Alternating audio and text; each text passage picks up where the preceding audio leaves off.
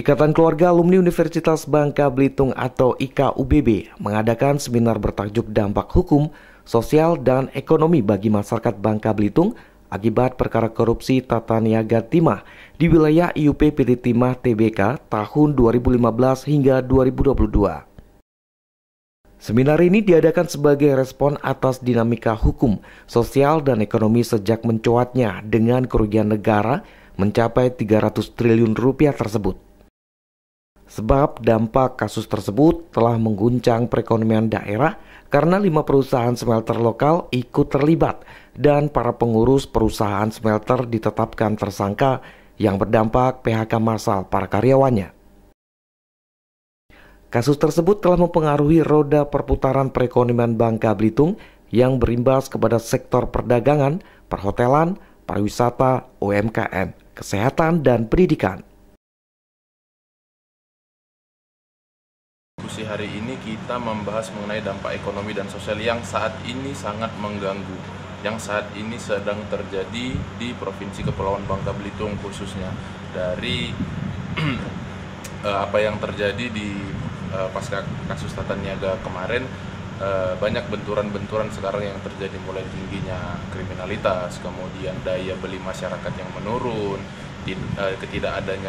adanya ketidakmampuan masyarakat untuk sekolah, kemudian mendapatkan fasilitas-fasilitas yang umumnya bisa mereka dapatkan, namun saat ini sudah terjadi kesusahan dan itu semakin merajalela yang kita rasakan. Jadi kami berharap melalui ruang diskusi yang kami buka ini, kami dari Ikatan Keluarga Alumni Bangka Belitung siap untuk membangun gebrakan baru, untuk mendorong terbitnya ekonomi-ekonomi yang baru. Acara yang dihadiri oleh akademisi, praktisi, dan mahasiswa ini menghadirkan sejumlah narasumber berkompeten. Di antaranya adalah para ahli dari bidang hukum, ekonomi, dan Badan Pusat Statistik. Dalam seminar tersebut, para pembicara membahas berbagai aspek, termasuk penyebab, dampak, dan solusi yang dapat diambil untuk Bangka Belitung ke depannya. Memang kita harus punya grand strategi ya, yang komprehensif terkait dengan peranan masing-masing stakeholder. Seperti apa ini solusinya harus kita, memang sudah sering kita duduk bersama, tetapi ini kan dampaknya cukup signifikan. Jadi harus lebih serius lagi untuk melihat transformasi ya, sosial, ekonomi. Kemudian yang ketiga, tata kelola pertimahan itu mau dibawa kemana. Kita harus segera nih berkomunikasi juga dengan pihak pusat supaya tata kelola timah kita kembali diperbaiki dan mau diarahkan kemana. Kalau memang harus hilirisasi, bentuk hilirisasinya seperti apa? Jangan masyarakat lama menunggu. Ini harus segera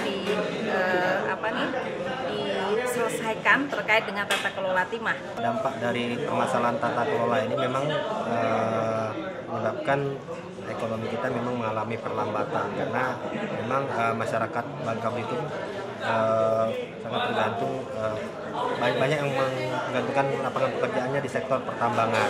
Nah, ketika industri timahnya itu mengalami penurunan, itu tentu berdampak pada penyedia bahan bakunya. Penyedia bahan bakunya di mana?